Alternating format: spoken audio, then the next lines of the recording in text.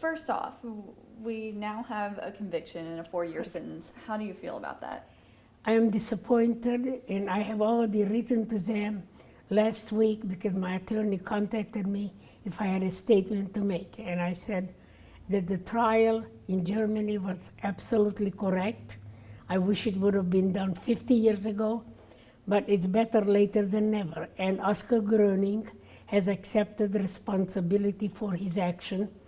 I have forgiven him, but I told him even in my statement in April that my forgiveness had nothing to do with him. It does not absolve him from taking responsibility for his action, and he didn't. And he took responsibility for his action.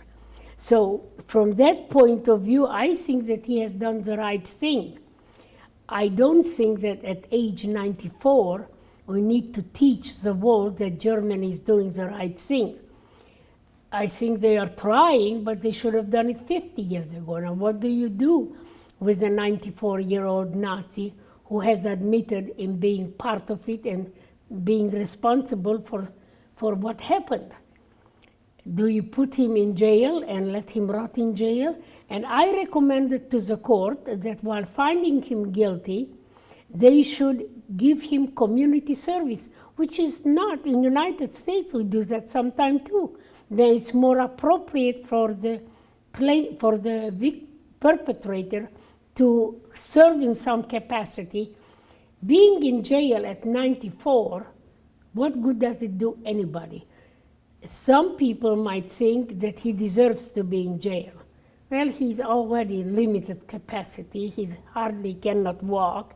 He gets sick a lot. He has difficulty at times breathing. So in jail, that is all just multiplied. Why can't we use him and the German government in lecturing to young Germans who are inclined to support the neo-Nazi regime or want another Nazi regime to come back to Germany? He would have to, let's say, give 4 to 6 lectures a month and talk about what happened there. That is, to me, not very easy for him, but we are now working in trying to prevent it from happening, and there is a public service that he is doing. A public service that I, Eva Kor, survivor of Auschwitz, cannot do, because the neo-Nazis don't believe me. But they do believe a Nazi guard from Auschwitz. And so he is actually validating our stories and can tell his listeners, and he already said in his statement, it was terrible to be in Auschwitz. Nothing good came out of it. And he wished he wasn't part of it, but he was. And that is what I recommended to the court. But of course the court does what the court wants, and they didn't listen to my recommendation, even though I don't see why not. It makes sense to me, and I think in this case they wouldn't have appealed it. Mm-hmm. But to put him in jail, there are physical problems with him in jail, and also the money they are going to waste in putting him in jail and keeping him there, they could use for Holocaust education. And I think a lot of people think by giving him this jail time and convicting him, finally justice is served. Do you feel that way? Oh, well, what is justice really? In the eyes of one person, it gives a maximum punishment and now make yourself feel good you did something. Giving him community service, it's also a punishment. But a punishment that it is much more appropriate at this particular time. And I don't think that most survivors, if somebody asks them if they would object to finding him guilty and giving him community service, because there is nothing endearing about talking about what happened in the camp. So they could have tried that idea, and I would be curious to know if any reporter will ask the other survivors, how do they feel about community service? And he should have been put in jail 50 years ago. And the German government knew about his existence and about other Nazis' existence, and the laws were such.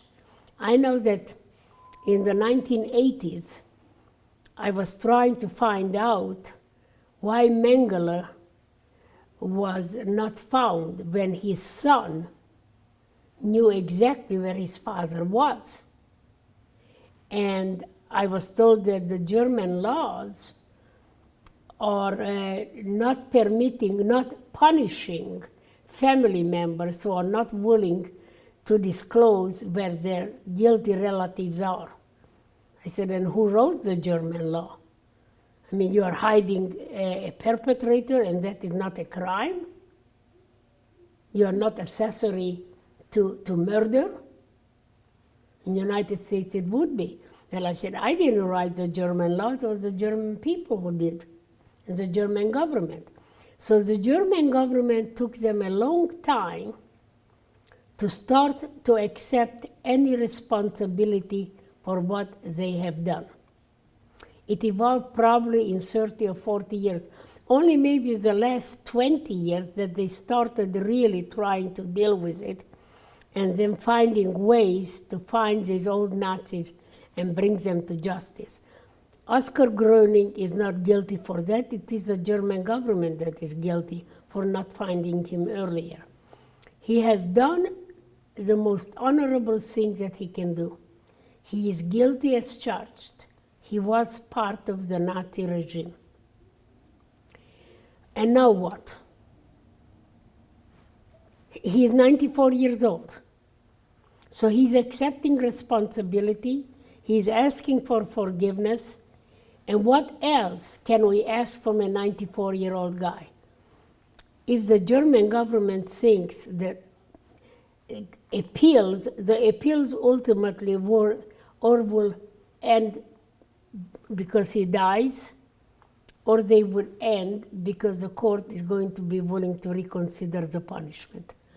His attorneys will not let him go to jail. And I don't see any merit in it.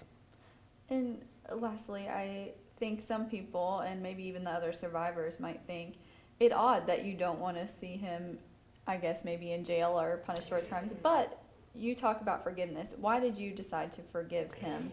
I forgave all the Nazis in 1995 and everybody who has ever hurt me. And well, they weren't all Nazis. Some of them were even people in the United States. People become victims unwillingly. Nobody ever asked to be a victim. For instance, I was arrested in Washington, D.C. in 1986 at the Capitol Rotunda, and they tore my right rotator cuff, so I cannot lift my hand any higher than that. There is a long list of people who have mistreated me, and if I ever concentrated on all the people who hurt me, I would never have a smiling face in my life, and I refuse to be a bitter person. I want to be happy and I want to smile because I like smiling and I want to enjoy life. So when I forgave the Nazis in 1995, I forgave everybody who has hurt me.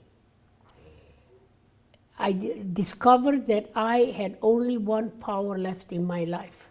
I cannot change what happened. No one can change what happened. And by forgiving them, I removed all the pain and burden that was imposed on me. That is the only power that I have left. I call forgiveness the best revenge. Because from the moment I forgive, whatever they did and influenced me, I am removing from my life. I give myself the permission to be happy and to enjoy life. And I believe that every human being deserves to be happy, even if at times they were victimized. I received tremendous amount of mail from people who were abused and neglected by their parents. They cannot change that either, and I tell them, you still have a choice to forgive them. Do not contact them because that is a toxic relationship But once you forgive them, you are taking charge of your own life. And this is where the power comes from. It doesn't hurt anybody, so therefore, why can't I do it? And why can't they do it? And I guess last time we talked, and the story that still circulates is the hug. Well, the hug is an interesting thing. Everybody misinterprets it. I did not hug him, he hugged me. I went up to him because it was the last day in court and I was returning to United States. And I said to my attorney, here is my camera, take a picture of me and Oscar. I went up to him, thanked him for his testimony, for his willingness to bear witness. It's not an easy thing for anybody to say, I did all these terrible things.